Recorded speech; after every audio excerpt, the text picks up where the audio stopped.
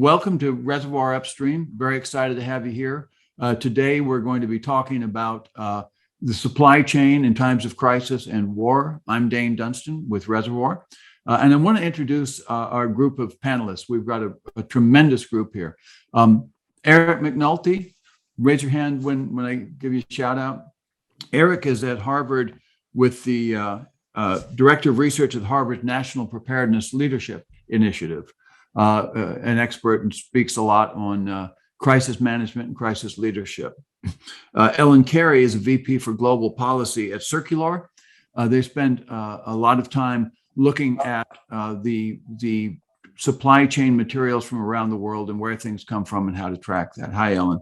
Uffe Ostergaard is the president of Hapag-Lloyd North America, a German shipping company, one of the oldest in the world. A great view of what's going on the oceans. Chris Connor, CEO of the American Association of Port Authorities. So when the ships get to near shore, we see what's happening there. Sergio Gutierrez is CEO of RPM, which is a logistics company in Detroit, Michigan. Spends a lot of time in the automotive industry. So we'll have some questions for you, Sergio. Lynette Chung is the president of Chung and Associates. They're a consulting firm in Los Angeles that spends a lot of time looking at what's happening in the ports in a lot of different industries, the tech industries, and also in Asia. So welcome. So welcome to all of you. This is going to be a really interesting talk. I think that I want to say the date at the beginning because it's March 31st, 2022, and whatever happens tomorrow may change everything that we're talking about today, except for a couple of different examples. So what I want to look at is what are the critical questions that we need to be thinking about as we look upstream at what's coming towards us. We're all trying to figure out what's going to happen. And I think we need to be really able to look as far ahead as forward and see what could be coming and be ready for it. And then how do we need to think as leaders? How do we need to work? So I want to start with you, Eric. With everything that's going on, what does this mean to a world economy that was already struggling with shortages and supply chain issues? And as leaders, how should we be thinking about what's happening? Well, I think as crisis leaders, what we learn from crisis leadership is it's important to start by getting some insight into your operational context. And so I'm not going to give you an immediate perspective here, but I want to encourage people to think longer and broader and more deeply and look at take the meta view, as it were. And I think that as we looked at having a period of relative stability after World War II, that is now we're in that liminal space moving into a period of what I see as sustained turbulence. And what we know from studying transition in natural systems and ecosystems, you never go from one steady state to another steady state without going through a period of chaos in between. That transition period is a bit bumpy. And the reason I think this turbulence is going to be sustained are four trends I've been following for almost 15 years now. Back in 2008, a CEO of a very large company asked me to help him figure out what the world would look like in 2025. And what that research entailed or revealed was that there were four big trends. We're familiar with all of them, but together the trend lines were clear then and they're even clearer now, shaping the world. The first of those is climate change. And the only thing we know about climate change is that it's happening faster than the scientists are predicting. And we're seeing the fallout of that. We are seeing the aging of the developed world. And so you're seeing a concentration of wealth still in the global north, with a concentration of youth in the resource-starved, opportunity-starved global south. At that same time, we're seeing rapid urbanization. So we are quickly hitting the point where 75% of the world's population will live in urban areas. And much of that growth is in the global south. When you look at which will be the biggest cities in 2050, only one makes the transition from 1950, and I believe that's Tokyo. But generally, the growth is in the developing world. So that gives us a bit of a recipe for unrest when you have dense populations, cities being built rapidly, often informally, so you don't have the traditional healthcare and public health infrastructure, rapid spread of disease. When you've got shortages of resources and opportunities with a young population, you get the opportunity for unrest. Again, just lots of ingredients going in there. And bringing it all together, we are connected more tightly than ever through travel, technology, and trade. And so the ripple on one side of the world quickly gets to the other side. It's sort of the butterfly effect on steroids. So when I look at those together, I see we're resorting things. And so short term in the economy, I think it's going to be bumpy and tough. It'd be pretty unpredictably unpredictable. But longer term, we need to be ready for looking forward, not backwards, and thinking of how do you sense what's happening, respond, but then adapt and prepare your organizations for continual adaptation to what that new operating reality is going to be, and know that it's likely not to be the same for very long. I think adaptation is a key word. We really need to be resilient, and we need to be ready to really change and be agile as we move forward. So I want to look at this in a couple of different blocks. I want to start with geography and geopolitics, because it's a huge effect on our global. We're sourcing things from so many places. Ellen, at Circular, you spend a lot of time tracking raw material traffic all over the world. What are you seeing, and what's happening to the raw material market? Well, I just would echo what Eric said about getting operational context and operational data. So maybe it wasn't possible 5 years ago, but actually it is today in terms of technology to track a physical material from a raw material to a final production through every step of the process. Circular really got started in the battery space for electric vehicles. So we're tracking most all materials in the cathode and anode of a battery, things like cobalt, lithium, nickel, mica, et cetera, from what's pulled out of the ground to what goes into a car. And so I would say that to give that operational context that Eric is seeking for, that can be real-time data now. It's possible. A couple technology trends make that possible: semiconductors and power and compute power, data and cloud, and software technology. So we use a number of different software tools, right-sized to our customer, but one of those is blockchain, so that people can contribute together. So yes, I mean, I think what I see geopolitically is we're feeling two double whammies. We're feeling our dependence on oil and natural gas. I live in Europe, so in Germany, and so I feel like we definitely talk about the natural gas dependency a lot over here. But we need to decarbonize our transportation system that is nearly completely dependent on oil. So diversity is good, right? But now we're going to change that to batteries, both on power generation and transportation. But it's not going to be great if we're sourcing the materials that make those batteries from countries that don't share our same values or create risks. So I guess I would say, going back to the operational data, is first get the supply chains mapped, know that the flow of materials, see them, start seeing the anomalies. That's what Circular can do. And then that data can help you make really smart decisions for the present, the midterm, and the future. And most of or all of the minerals that you mentioned in your statement there, so many of them come from Russia or Ukraine, and so many of those are at risk. And Ufa, I know that you have Hapag-Lloyd has stopped all trade or all traffic, I believe, with Russia. So a lot of that you would have been hauling probably is that. What are you seeing from Germany also?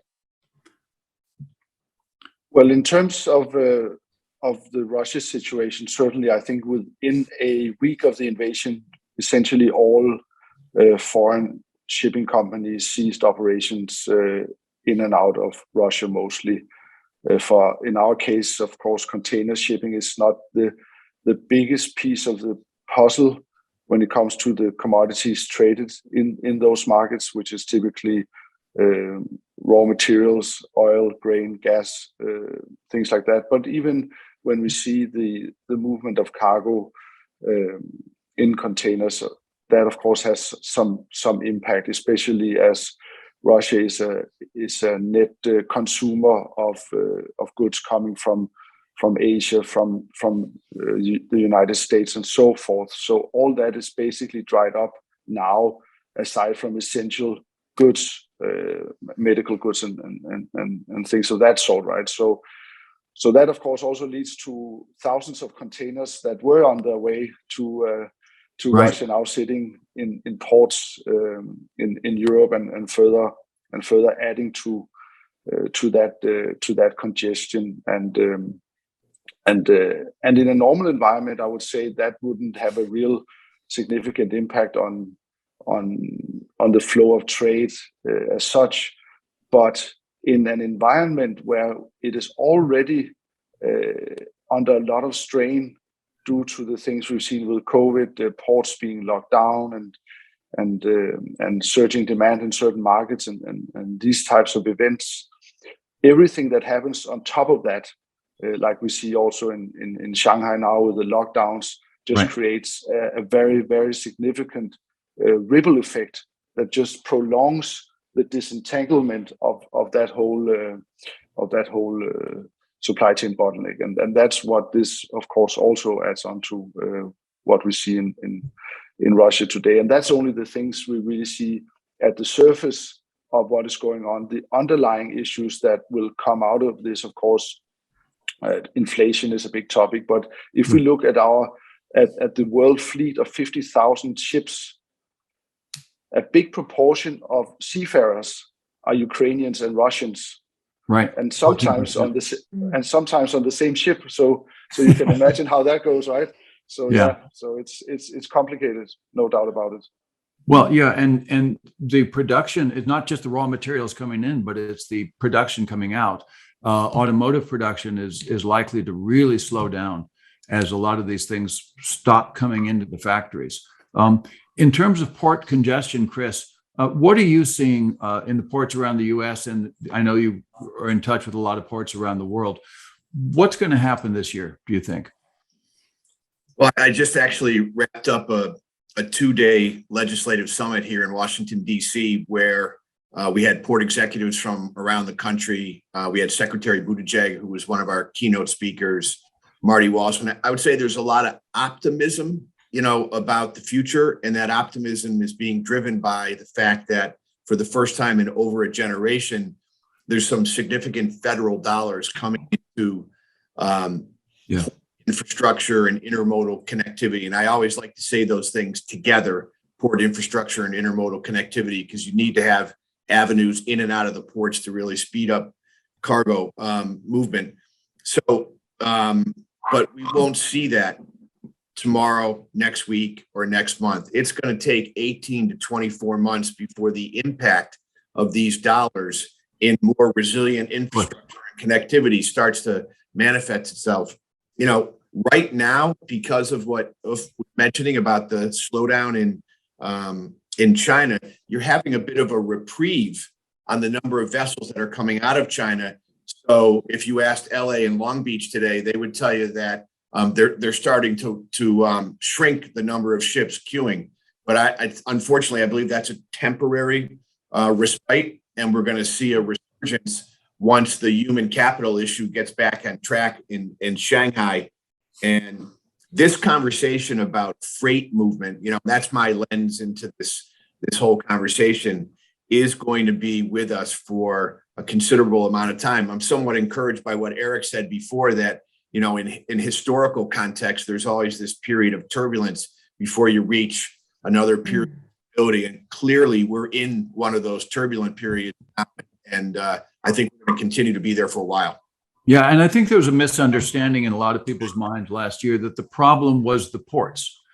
And the ports just weren't getting things through and they weren't working enough hours. Problems global, and it's upstream and downstream from all of that. So because of that, though, we saw a lot of slowdowns in the production of a lot of material from copiers and printers to automotive. Sergio, you're in Detroit, and I know you work a lot with the big three and also basically all the big players.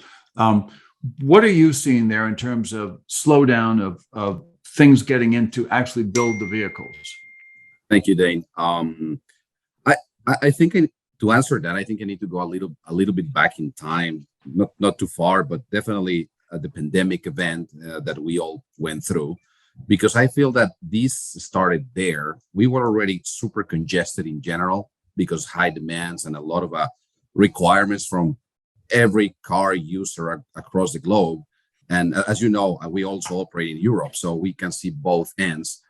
So when the pandemic event started, it was really the very first time that the automotive industry was literally forced to shut down. And we did it. It went down. But truthfully, the lack of production started to be more evident and impactful months later. And the interesting thing is that as we were preparing up to come back, I guess it's when we, as the industry, started to realize that the ripple effect was way bigger than we ever thought. We started to see the immediate one was the chip shortage in every single facet. But then, as the world started to heal, if I can put it in these terms, then other components started to fail down. And truthfully, even today, I would say almost 2 years later, after the pandemic event started, now with the war at hand, the reality is that the overall stock levels of vehicles or brand new vehicles in the market have been reduced to unprecedented levels. Just in North America alone, there's the statistics that says that usually in the market, there's up to 7 million brand new vehicles waiting to be acquired, like in North America alone. And right now, that volume is at the lowest mark ever, close to 1 million cars.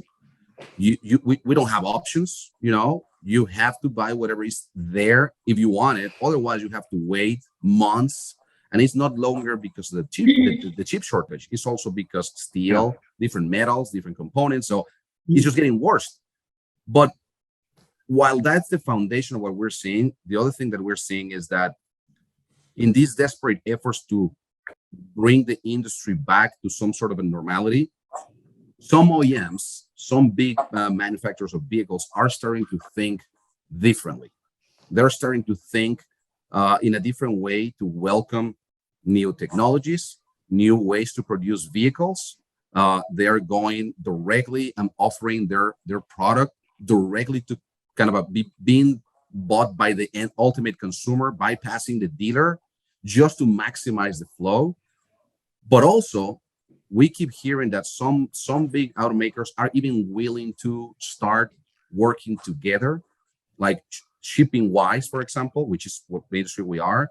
Some of them are considering for the first time to co-load on the road, not only on the rail, most definitely on the sea. But this is a monumental effort as the result of a monumental challenge. Everybody's trying to get back to normality. It's going to take quite some time. It says that I just recently read that it's going to take like 3 to 4 years to go back to that level of stock that I was talking at the beginning.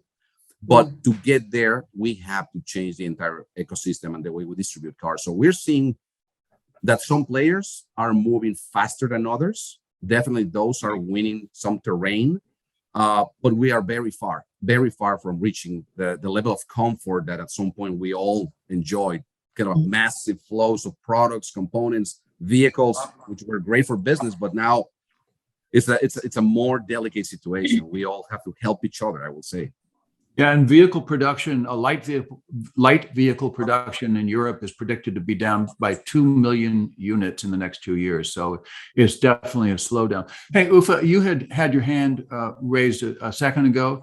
You want to jump in? Yeah, that was just actually to one of the comments Chris made, because there's no question that funds will now flow into infrastructure and ports and for the first time in a long while. But that is more likely to give short-term challenges rather than solve things, because once you start, fiddling around with the infrastructure, you create potentially additional bottlenecks, and in an environment where there's already labor shortage, this can add to further pressure in that regard. So I think that's looking at the overall picture, it is a bit of a long-term solution. Well, it's like when you take the funds to redo the highway that runs through your city, it doesn't improve traffic for a long, long time. So as we start building up ports, it's going to slow things down. Lynette, I mentioned copiers earlier. I know you do a lot of work in that industry for the European, not European, for the Asian companies that build and ship copiers over. You also represent a lot of small businesses and suppliers over there. What are you seeing in the flow from Asia? It's definitely a huge bottleneck right now. There's not a single client that I have in the copier world, and we do a lot of raw material, building material as well. A lot of my clients are into construction, wood, marble, you name it, cabinets. We ship literally the material for our country's infrastructure from outside of the United States, and there's not a sector that we deal with right now that is not being constrained. And I'm going to dial it back a little bit, but just to going prior to 2 years ago, we had already felt a tremendous amount of constraint where it took 2 or 10 steps to do something, to achieve something and bring it into the country and get it into the builder's hand, not quite the end user. We sell, a lot of my clients, we sell to wholesalers who then like Lowe's and Home Depot, Xerox, who then distributes it to the end user. So where we end, our clients take it one step further and put it in your hands. And prior to COVID, we had felt a lot of trade barriers, a lot of the 501 trade barriers where taxes ranging anywhere from 25 to 65% of the material. And we said to ourselves that something's going to happen. And all of this 25 to 65%, while they were politically driven, at the end of the day, we saw that the end user, you and I, the end user are really the one who would end up having to pay for the inflation. And this is before COVID came along. Then COVID came along, and so we had spent 2 years trying to deal with the policies and pivoting and adjusting to all these changes, not just taxes, but the things that the Trump administration were doing, not good or bad, just adjusting. Then COVID hit. And obviously, we all knew what happened there, where all of the suppliers globally in different time frame were locked down. So, and at some point, we were all locked down together so that no one were able to produce a widget or go out there and dig up a tree and cut it down and sell it as timber. No one could do that. And that was for an extended period of time. So that created tremendous demand. Then you have the war right now upon us, and COVID did not go away. It just keeps mutating so that we're going to have to live with it. We're just going to have to live with it. The war is going to suck up a tremendous amount of supplies, everything from metal that's used to make copiers to anything, that plastic, anything you can think of. It's going to consume a lot of that. And even if it didn't quite, some would say it's a small war. War is war. But at the end of the day, in our mind, we are so used to war, constraints and supplies, bigger demands because we got big brother governments demanding all this stuff and taking it away from us. So at the end of the day, it gives suppliers, my suppliers and my clients out in Asia and Europe are jumping on the bandwagon. And they had already done that in 2021 to increase margin. So price hike is already in there. It's in there. Now with the oil and the war, we're discussing another level of inflation. And in wartime, we're just going to print money. So I think, I'm not sure what exactly, I got lost in the mix right here, but the answer to all of this, that it's going to take a long time. Yeah. And it's going to be not a year, not 2 years. All the different factors that contribute to the flow of our economy, global economy, is going to have to take their position. And no one's in a position right now. We're fighting a war. Yeah. And so I think it's going to be a while. And what has to happen? A lot has to happen, and no one can guess that. Yeah. When's the war going to end? No one knows. Eric, you had a hand raised. I just wanted the through line that I'm hearing, to listen to all these other smart people on the call, is that we need to put the definite article "the" on the shelf for a while. It's not the ports or the ships or the trucks or the workers. Right. It's the commas need to go in there, and you need to get "and" off the shelf, because it really is about taking a systemic view and looking. If I were leading now, looking at the relationships and the interdependencies here, and where are my relationships strong? Where do I need to strengthen them? how is that going to shift? Because, and Sergio talked a lot about this in terms of how the whole thinking around the business model, the go-to-market strategy is all being fundamentally rethought. And that's what's being reshuffled here. And so we need to get away from thinking if we just do we just tapped into the strategic reserves of petroleum, that's not going to fix it. That's you got to be looking at the larger system and how we're going to be rethinking it going forward. I agree. So let me throw something out, because I think I think we have a lot of manufacturers, or a lot of people who are looking at materials, and they're looking at their supply chain, and they think they have visibility. They've got deals, they've got packages, they've got contracts. They're expecting their stuff to be coming through. Maybe it'll take a little longer. Maybe there'll be a delay of a month or two, they're thinking. But I found this statistic pretty interesting. 70% of OEMs think that they have really good visibility into their tier one suppliers. But only 15% of them have any visibility into the suppliers who supply them, the tier two suppliers. Ellen, what are the dangers of that? Vulnerability, fair and square. Yeah. I think there are also, to Eric's point, the gigafactories are going to solve us. Build more gigafactories, build more battery pack facilities. That'll solve it. It's not going to solve it, because just because you do a gigafactory where where you produce your vehicles does not mean the supply chain follows. And it does not mean that the OEMs know where their supply chains are. It also doesn't mean that the supply chain isn't ever changing, especially in the middle. So as companies are trying to, be reliable and build their brands on delivering quality, reliable products, maybe in a sustainable way, maybe with a clear metric on CO2, and that they're meeting certain ESG requirements, they're going to have to prove those facts. And that's only going to happen when they can inject accountability all the way down to the raw materials origin as well, their entire supply chain. So we're able to, when you track the physical flow of a material through production, through the batch processes, you can also apply CO2 that's used at every stage. And so you can accumulate the GHG emissions for that material as well. So now companies really can say, okay, I'm logging onto my platform.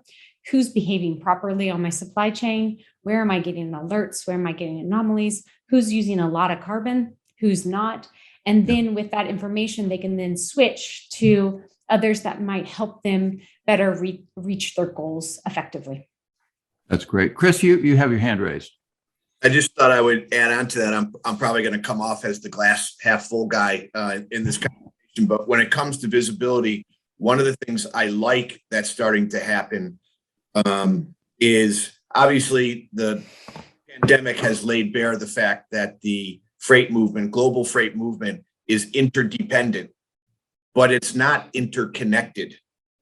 And some of the reasons for that really stems from the cargo owners themselves, because they have historically sort of bought services in verticals, and no one looked out over the horizon to try to connect, the entire system.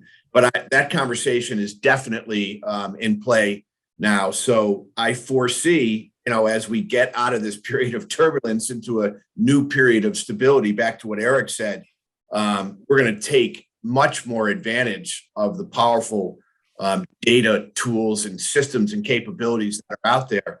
But it's going to take people getting on board with it. And I think in our business, and this is what Ufa thinks about this, the cargo owners probably have the biggest stick, because at the end of the day, they pay to move the goods from point of production to point of consumption. They probably have the biggest influence in changing behavior and getting people to look across the horizon and not in verticals. Sergio, what would you add? Thank you, Dain.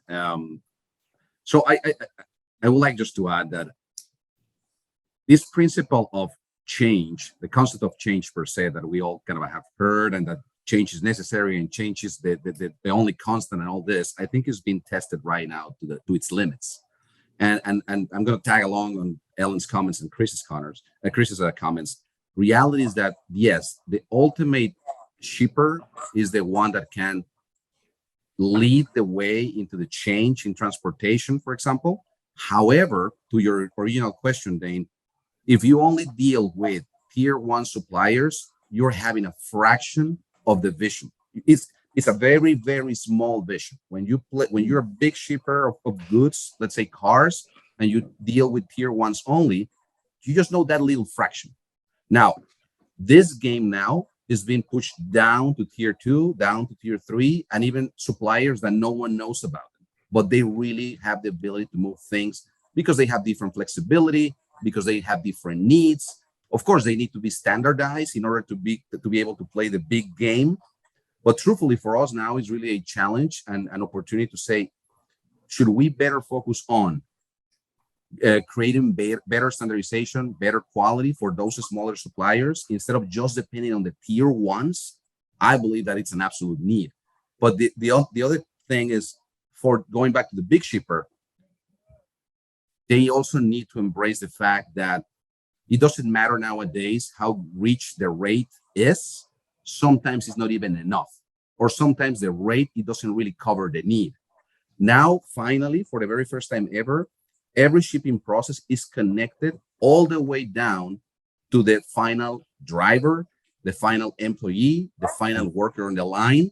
And ultimately, it's not about the rate anymore. It's, you can pay me 10 times the money I used to make, but guess what? Now I got used to a new way of living.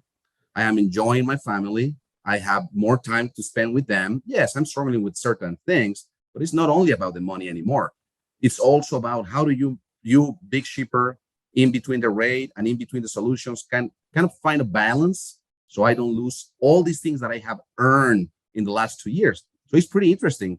So for the shippers, the rate is no longer the one and only solution. They should remain open to hear other components, changing patterns, changing sources of products, kind of going to smaller batches instead of bigger batches in production, and really being able to switch. I'm going to use this plastic stamping plastic molding term. You need to change this piece of equipment over and over again and produce smaller batches instead of going for the long run, a big batch, because we don't even have time for that. So it's about flexibility at its best. So I think just wanted to highlight that. Yeah, that's great. Ellen, what would you add? Well, Sergio makes great points. I guess what I liked Chris also talking about the realization that's happening. And I guess tipping point for me is that just in February, the White House noted its anniversary of the executive order on American supply chains. So making pharmaceuticals, semiconductors, batteries and minerals and materials, and everything more secure. And as part of that, with DOE, they're calling for digital solutions, mapping, greater analysis on all of our supply chains, because they realize the potential to create greater security.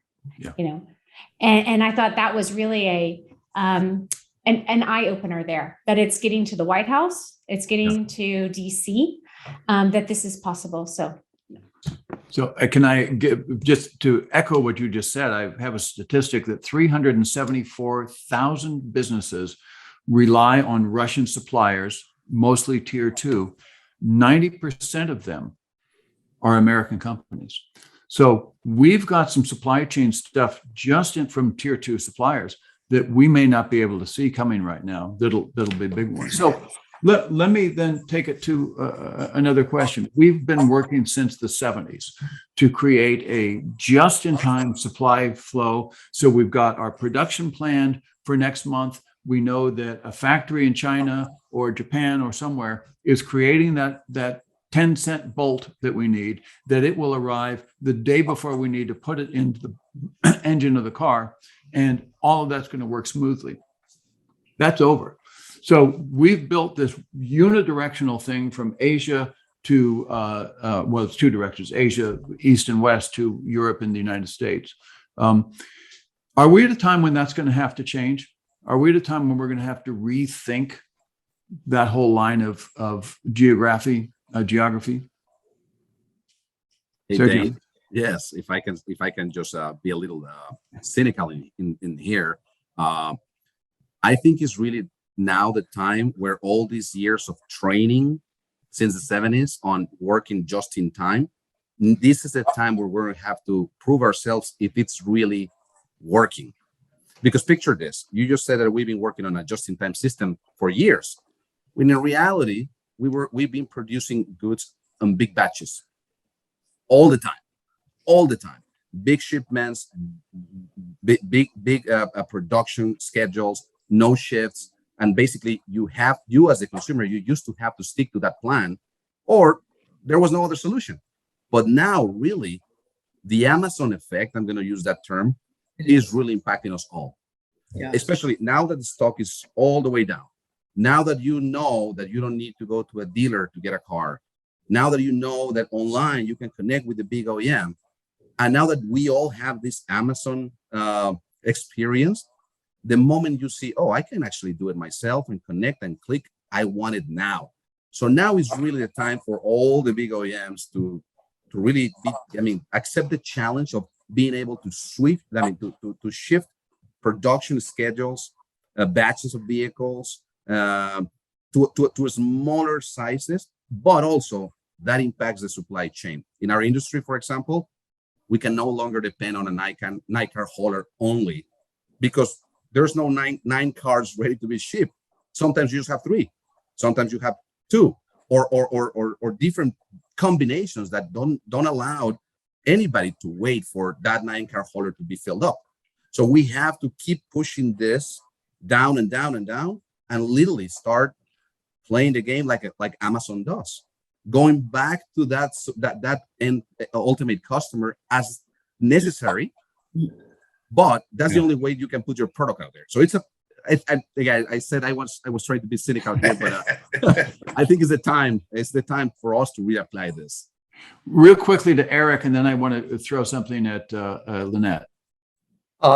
Just that I want to give a name to what Sergio just talked about. I call strategic inefficiency, which sounds like an oxymoron, but you have to be thinking about, where do I want to flex? Where do I need surge capacity in that supply chain? Because if you're thinking about a stable time, that's when you get the long runs. It's a lot of standardization.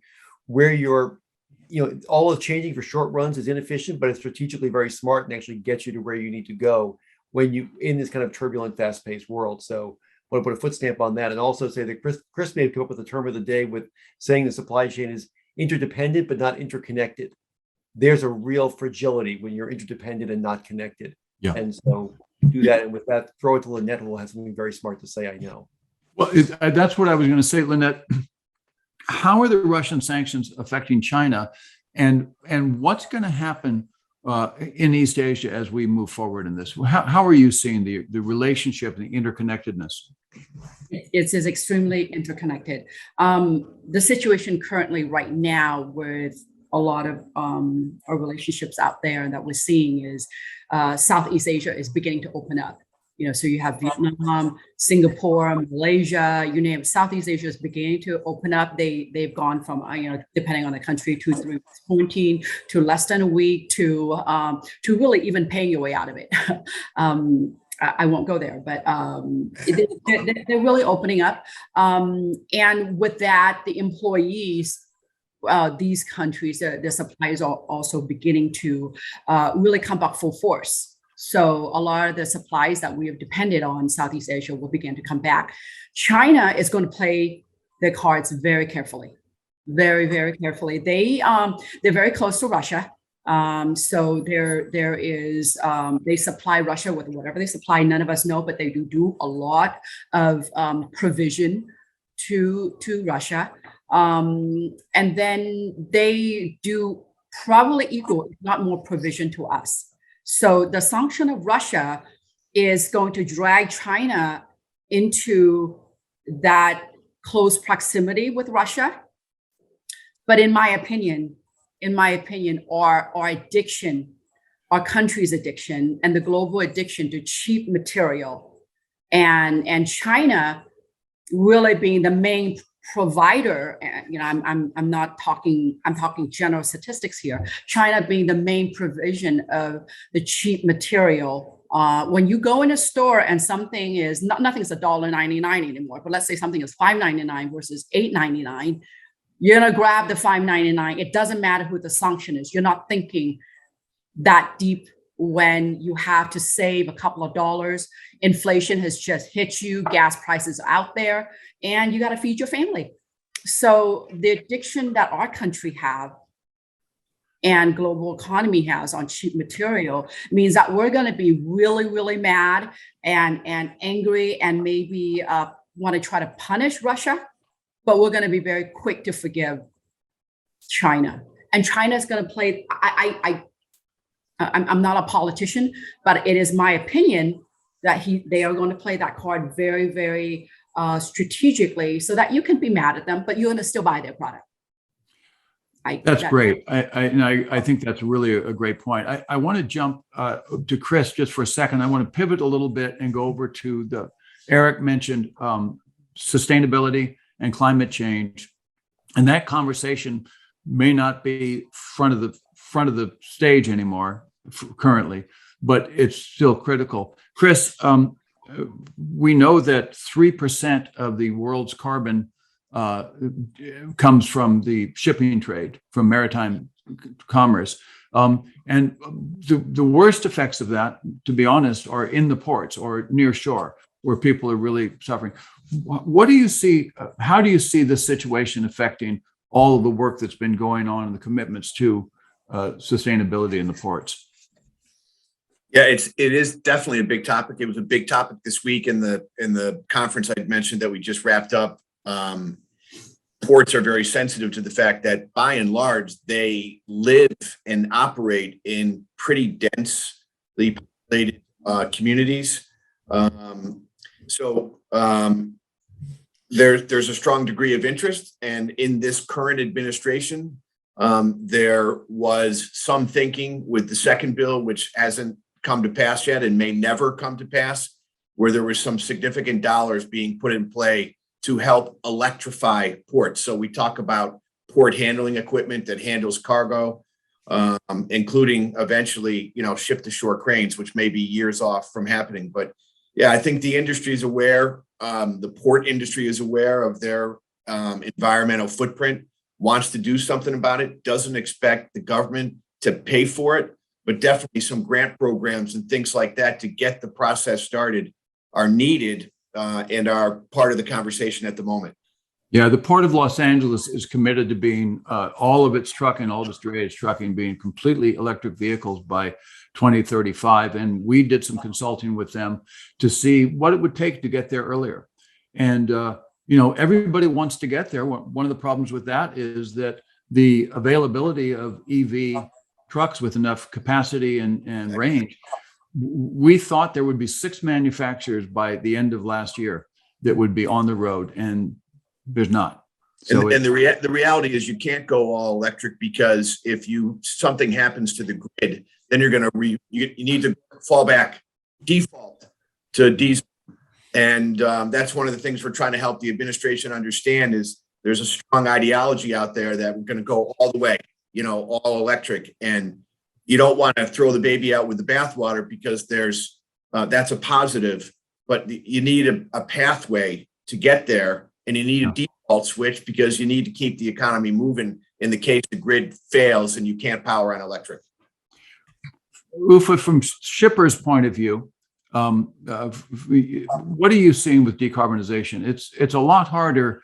There's not a battery big enough to power one of your ships. What's going to happen there?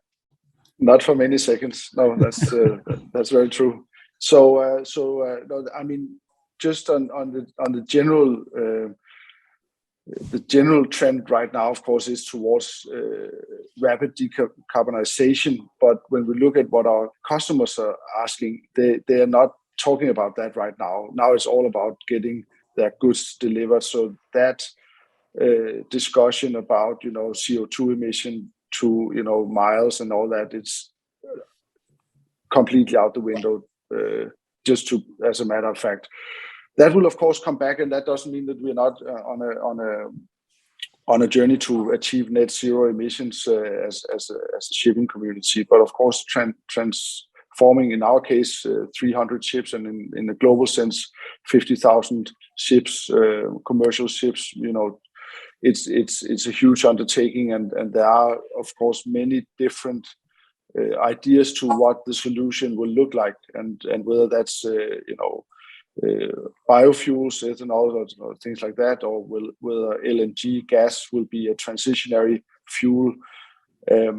But none of those that are in play right now are really sort of the long-term solution to really cut out emissions. then we're talking other kind of materials like ammonia, and then you come into other difficult topics, whether you want large, 50,000 ton ships entering the port of New York with 1,000 tons of ammonia on board, and these types of things, right? So yeah, like you said about the trucks in the ports and some of these ideas that are tempting to jump on, but there are no simple solutions. It has to be a host of things that needs to come together, and again with global shipping, it's not enough just to have one jurisdiction regulate in certain respects or implement quotas or these types of things. You need really a global mandate, or at least the biggest pieces of that global mandate to come together with solutions, and that's been difficult. In the meantime, we of course, as Hapag-Lloyd, do all the things we can to convert our ships to dual fuel, make conversions to the design and so on to minimize the emissions. And when we are in the ports in New York, we don't run an engine. We do, we plug into the electric grid and these types of things to minimize the impact in those environments. But it's still a long way out. But will also have an impact on the supply of ships over time as this conversion to sustainable fuels happen in the next 20 years. I think that's great. And Lynette, I see your hand. I just want to jump real quickly to Ellen, and then I'll get to you and Eric. Ellen, a lot of companies have real good ESG hopes, and they really want to do good things, and they mean it. One of the problems is visibility. Mm-hmm. How do we get better at seeing what's going on with carbonization and not just carbon, but nitrous oxide and different fuels? Well, I think the question is, how do you prove it? And then what are the standards for proving it? What are the calculations? What are the methodologies for proving that? And that's what you see in the SEC's proposal across company corporate disclosures that came out 2 weeks ago. And so you're starting to see, hey, we want companies to be here. We want products to be here. But we are also going to have to figure out those methodologies for how it's calculated.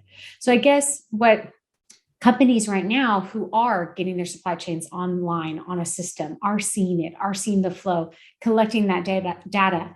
They will be further along when whatever regulations come down from the SEC, from others, they will be ready and say, hey, we have been collecting this data. I do have ground truth on where I am. And then I can, comply accordingly. Eric, I want to come to you in a second with a meta leadership question, but Lynette, you had your hand raised. Yeah, I just had a quick comment when Uffe was speaking that I've been in countless meetings with my clients in terms of dealing with imports, exports, and boat ships and all kinds of stuff, and not 1 minute had we stopped apologetically here. Not 1 minute had we stopped and talk about emission and the environment and all of that. So shame on us. But I do want to say that needs to be addressed, and I'm glad we're here talking about that and put that in a plan. But that's not the urgency right now. You think the timing of how we take on this major issue into the global arena is going to be very important. If I were to talk to my client right now about emission and environment and all of that. I mean, they're not going to fire me because we're really good friends, but they would want to, they just don't have time for that right now. And I'm not suggesting that we shouldn't talk about that. I'm glad and I'm so proud that we're doing that. But I think that's the reality. There are other urgency that our suppliers and end users and delivery folks and boat, whatever, they are cargo people. There's other urgency that they may be faced with right now. Thanks. I think we all understand that. We all want to do our part, and sometimes it's hard. So we buy a Tesla, but still have the big gas range. So it's a hard kind of thing. Eric, I think the meta leadership question is, how should we be thinking about balancing all these needs? The work that you did for your client that you mentioned really identified the need for climate change activity and action. One thing that you and I were discussing a couple of days ago is that when times like this happen, it's really interesting the innovations that show up that were unexpected. And the example I used was at the beginning of World War I, sanctions were put on Germany for most of the industrialized world.